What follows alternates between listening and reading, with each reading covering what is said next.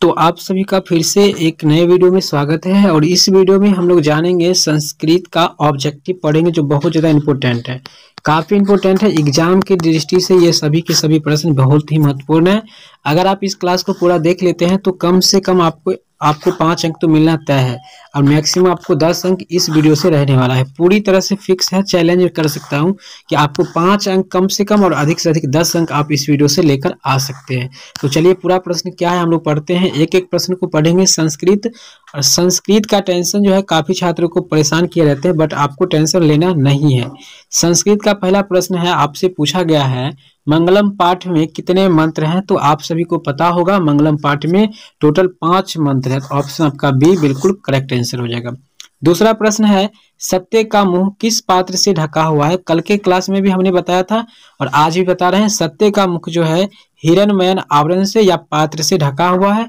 Right answer option A correct हो जाएगा बिल्कुल रूप से। चलिए तीसरा प्रश्न की ओर बढ़ते हैं।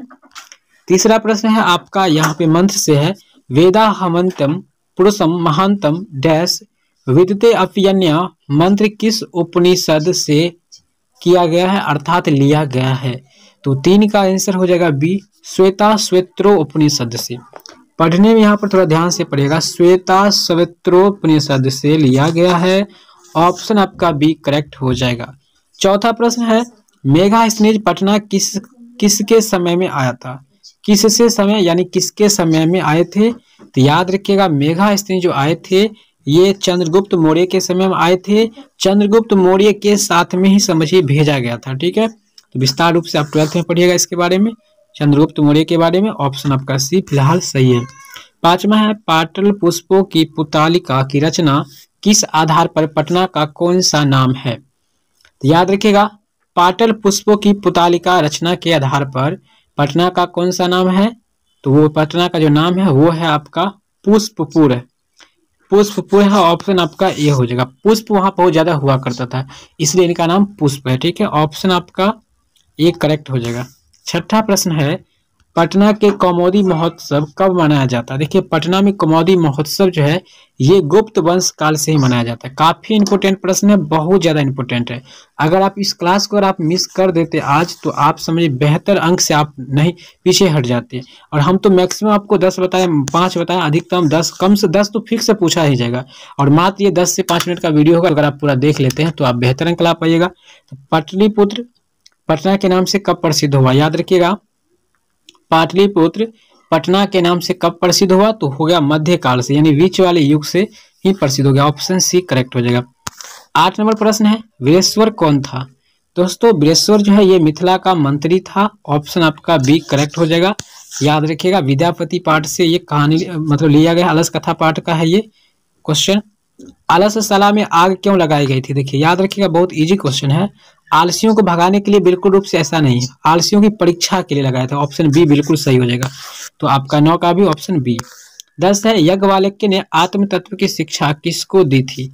याद रखिएगा याज्ञवल्क्य ने आत्म तत्व की शिक्षा वो अपनी पत्नी मैत्रेयी को दिए थे। तो 10 का ऑप्शन ए जो है बिल्कुल रूप से करेक्ट आंसर हो जाएगा। ऑप्शन आपका ए बिल्कुल सही है। 11 है, सर्व शुक्ला सरस्वती किससे कहा जाता है, यानी किसे कहा जाता है। सर्व शुक्ला सरस्वती किसे कहा जाता है। 11 का आंसर डी होगा, डांडी को कहा जाता है।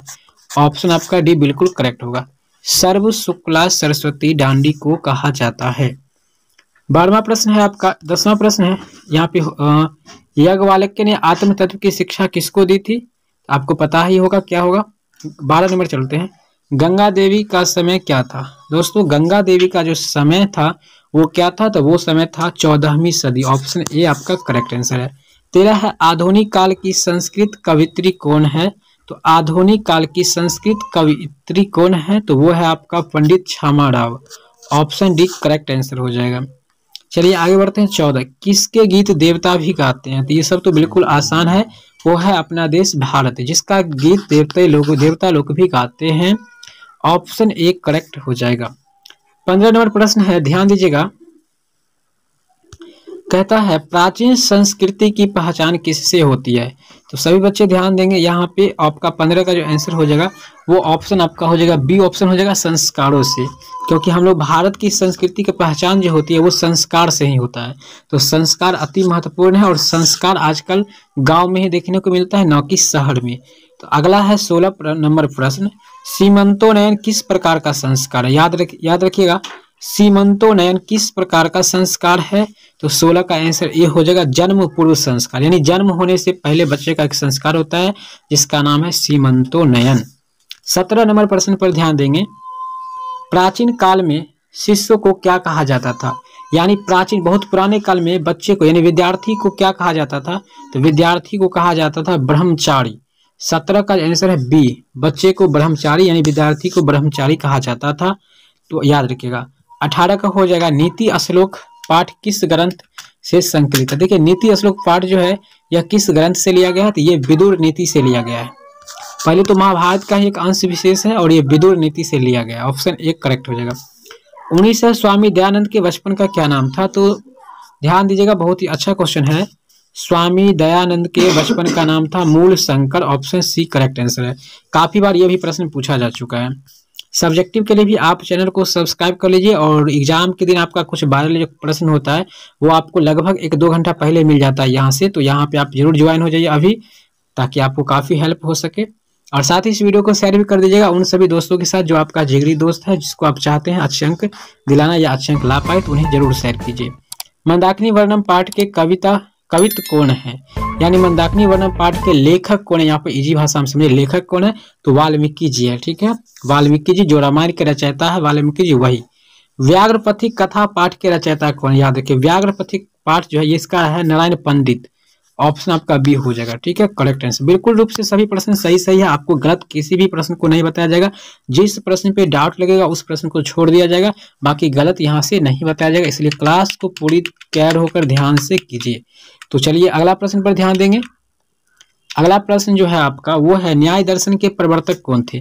न्याय दर्शन के प्रवर्तक कौन थे। तो याद रखिएगा आप लोग, न्याय दर्शन के प्रवर्तक थे वो कौन थे। तो ध्यान दीजिएगा, यहाँ पर आप लोग भी देख सकते हैं क्लास को। आप लोग करीबन करते हैं क्लास, चुपचाप शांत से बैठे हो जाते हैं। ध्यान दीजिएगा तो कुछ सीख ही लीजिएगा।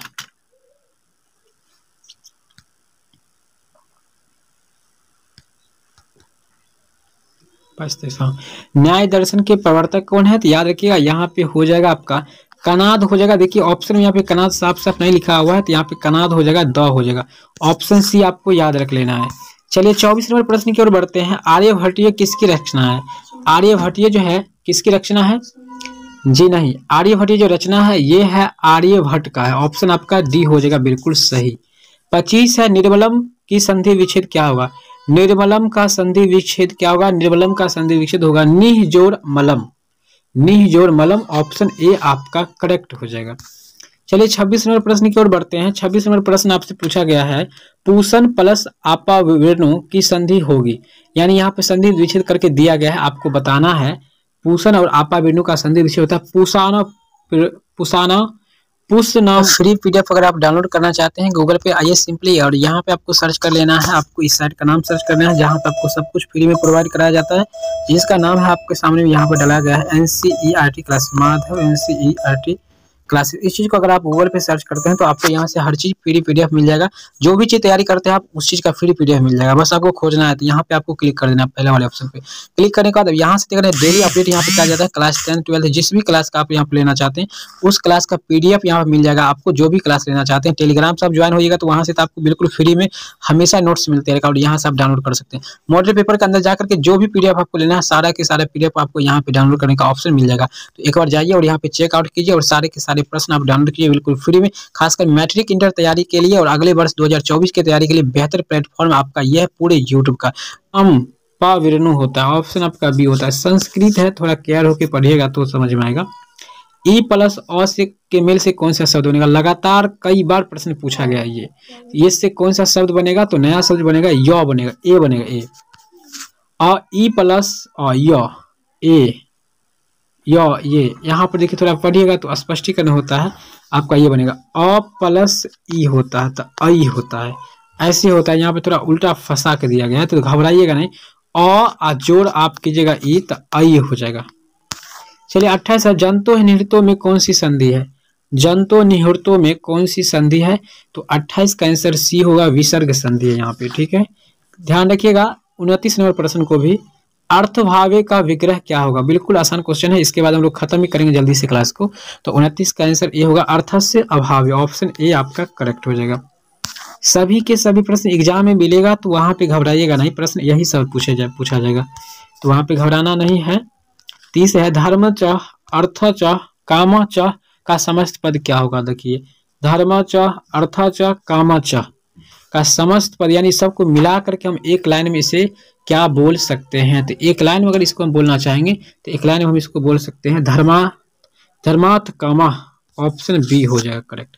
31 है, अव्यभावी समास का उदाहरण क्या होगा? दोस्तों अव्यभावी समास का उदाहरण अभी हमने पढ़ाए थे, तो ऑप्शन आपका सी हो जाएगा, उपगंगम हो जाएगा, ठीक है, अव्ययीभाव समास का, ठीक है। चलिए, और वहां कॉपी में भी होगा ऐसा, वहां अभी भी होगा। 32 प्रश्न है, निरोत्पलम में कौन सा समास? देखिए निरोत्पलम कौन सा समास है, अभी भी कॉपी में लिखे होंगे, ठीक है, और यहाँ पे पूछा जा चुका है, तो आप लोग लिख लीजिएगा नीलोत्पलम में कौन सा समास है। ध्यान रखिएगा नीलोत्पलम में समास जो है वो आपका है कर्मधारय समास, ऑप्शन डी आपका बिल्कुल करेक्ट आंसर हो जाएगा। तो जो कॉपी में देते हैं लिखने के लिए उसे तो ध्यान से जरूर लिख कर रखिए और तैयारी करके रखिए, क्योंकि प्रश्न यहाँ पे पूछा जा रहा है। इत्थ्यभूत लक्षण सूत्र का सुधारण व्याख्या करिए। इत्थ्यभूत लक्षण सूत्र बहुत दिन पहले बताए थे बोर्ड पर ही क्लास में। तो 33 का जो आंसर हो जाएगा आपका करेक्ट वो हो जाएगा अयम जटाभि तपसा। सेम उदाहरण भी आपको बताए थे, अयम जटाभि तपसा ज्ञाते, ठीक है, तो ऑप्शन आपका बी करेक्ट आंसर। चलिए 34 है, मंद मंद नुदति पवना वाक्य के मंद मंद पद में द्वितीय विभक्ति किस सूत्र से लगा? मंद मंद, यहाँ द्वितीय विभक्ति लगा, लेकिन किन सूत्र से लगा इसी हमें बताना है। बहुत ही अच्छा क्वेश्चन है। ये जो लगा है क्रिया विशेषण द्वितीय सूत्र से लगा है, ये हम शायद नहीं पढ़ा पाए हैं, आप लोग को नहीं बताए हैं, लेकिन आज एक दो दिन क्लास में, कल रात के क्लास में आ जाएगा ये चीज, तो आप लोग जरूर कर लीजिएगा जो ऑनलाइन करते हैं। 25 नंबर है, डैश पिता अपनम गतः वाक्य के रिक्त स्थान में कौन सा पद होगा? तो 35 का आंसर आपका हो जाएगा, 35 का आंसर सी हो जाएगा, रुदति बाल के, ऑप्शन आपका सी करेक्ट है। 36 है, दान के अर्थ में कौन सा विभक्ति लगता है? जो वस्तु दान स्वरूप दिया जाता है उसमें चतुर्थी विभक्ति लगता है, ये तो आपको करेक्ट आंसर याद हो जाएगा, ऑप्शन सी हो जाएगा। जैसे मोहनाय मिष्ठान रोचते, या सीता भिखारी को धन देते हैं, सीता भिक्षुकाय, भिक्षुकाय मतलब होता है चतुर्थी विभक्ति होता है। 37 है, किस शब्द में पड़ा उपसर्ग है? दोस्तों उपसर्ग की बात होती है तो उपसर्ग जो होता है कोई भी शब्द के पीछे लगता है उपसर्ग, ठीक है, तो यहाँ पे पड़ा उपसर्ग है पराकाष्ठा, ये जो है आपका करेक्ट आंसर हो जाएगा। पराकाष्ठा में जो है पड़ा उपसर्ग है आपका। अब है निवेदनम में कौन सा उपसर्ग है? उपसर्ग शुरू में लगता है, तो यहाँ पे 38 का आंसर हो जाएगा डी, नि उपसर्ग है, यहाँ पे निवेदनम है, तो यहाँ पर नि उपसर्ग हो जाएगा, ऑप्शन डी करेक्ट हो जाएगा। चलिए 39 नंबर प्रश्न की ओर बढ़ते हैं। पा धातु के लोट लकार मध्यम पुरुष एक वचन के रूप क्या होता है? पा धातु का कहता है लोट लकार और मध्य पुरुष एक वचन, तो इसको तो आपको सूत्र याद रखना पड़ेगा। धातु शब्द रूप और जो होता है वो याद रखने का, लट लकार और लिंग लकार, ये सब याद होगा तभी आपसे बनेगा। 39 का आंसर सी हो जाता है आपका, पीब हो जाएगा, ऑप्शन नंबर सी। 40 है, दृश्यति किस लकार का रूप है? काफी बार प्रश्न पूछा गया, VVI प्रश्न है, दृश्यति किस लकार का रूप है? तो 40 का आंसर डी याद रखिएगा, ललित लकार का है ये, ठीक है। 41 नंबर आपका प्रश्न है, 41 नंबर प्रश्न आपसे पूछा जा रहा है कि गक्ष किस धातु का रूप है? गक्ष, काफी बार प्रश्न आपने देखे होंगे, गक्ष किस धातु का रूप है? तो 41 का आंसर ए हो जाएगा, गम, ऑप्शन ए गम। 42 है, लता आई में कौन सी विभक्ति है? देखिए लता आई में कौन सी विभक्ति है? तो 42 का आंसर बी हो जाएगा, ऑप्शन चतुर्थी विभक्ति है। ध्यान रखिएगा, अब मुनि वाला पूछा जाता है, मुनि वाला भी पूछता है, बालक वाला शायद अब कम हो गया, लता वाला भी पूछता है, मुनि वाला भी पूछता है। तो 43 नंबर है, पिता किस शब्द का रूप है? पिता वाला पूछता है, ये भी पूछता है, देखिए इंपोर्टेंट प्रश्न है। तो 43 तो आपको याद ही रखना है, इसका आंसर हो जाएगा पृथु हो जाएगा। साधु शब्द के सप्तमी एक वचन का रूप क्या होता है? मुनि और साधु पिता, ये तीन चीज है इंपोर्टेंट अभी फिलहाल ज्यादा है।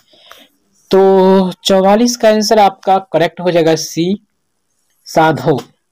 45 है, पट प्लस तल से कौन सा शब्द बनेगा? पट तल लघु तल रहेगा तो पटुता आंसर हो जाएगा, ऑप्शन ए हो जाएगा।